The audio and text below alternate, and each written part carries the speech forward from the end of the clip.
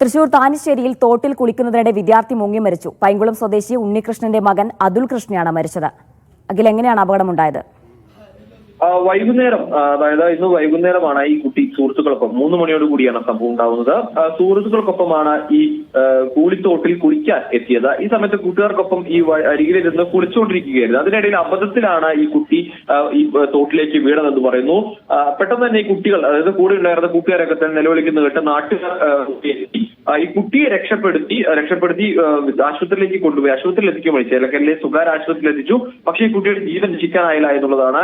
കുറച്ച് സമയം, അതായത് കൂട്ടുകാർ ഒച്ച വെച്ചെങ്കിലും അടുത്തുള്ള നാട്ടുകാർ ഓടി എത്തുന്നതിൽ കുറച്ച് സമയം എടുത്തിരുന്നു. ഈ സമയത്തിനുള്ളിൽ കുട്ടി മുങ്ങി മരിച്ചു എന്നുള്ളതാണ് മനസ്സിലാക്കാൻ സാധിക്കുന്നത്. വൈകുന്നേരം 3 മണിയോടുകൂടിയാണ് ഈ അതിദാരുണം, അതായത് ഈ അവധിക്കാലമാണ്, കുട്ടികൾക്കൊത്ത് ഈ തോട്ടിൽ കുളിക്കുന്നതിനായി പോയതാണ്. ആ സമയത്താണ് ഇതിൽ അതിദാരുണമായ സംഭവം ഉണ്ടായിരിക്കുന്നത്.